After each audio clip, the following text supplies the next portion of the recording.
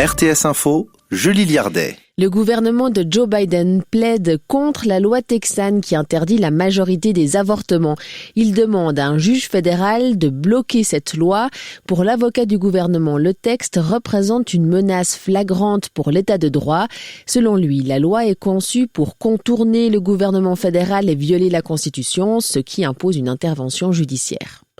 En Italie, 12 millions d'électeurs sont appelés aux urnes ce week-end pour des municipales partielles. La plupart des grandes villes sont concernées, Milan, Rome, Naples. Ces élections font office de test pour Matteo Salvini, le leader de la Ligue d'extrême droite, qui apparaît affaibli et vient de perdre l'un de ses plus proches conseillers. Près de 300 personnes ont manifesté hier soir à Genève contre l'extension du pass Covid. Les manifestants répondaient à l'appel d'une dizaine de lieux culturels alternatifs. Ils dénonçaient un outil de contrôle qui normalise l'idéologie de surveillance et ils ont appelé à un accès à tous à la culture, à l'éducation et aux soins. Les policiers étaient présents en nombre hier soir. Offrir un bon de 50 francs à toute personne qui réussirait à convaincre un proche de se faire vacciner.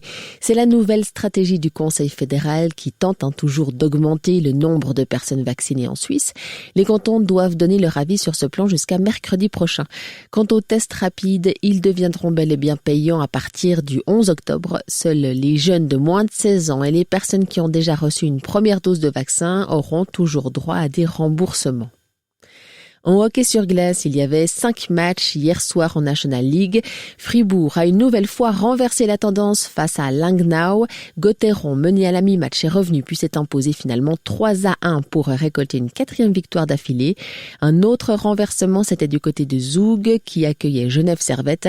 Les Genevois, menés par le champion en titre à 45 secondes de la sirène finale, ont marqué 2 buts pour arracher une prolongation. Mais Genève Servette s'est incliné finalement. Score final 5-4 pour les Zougois.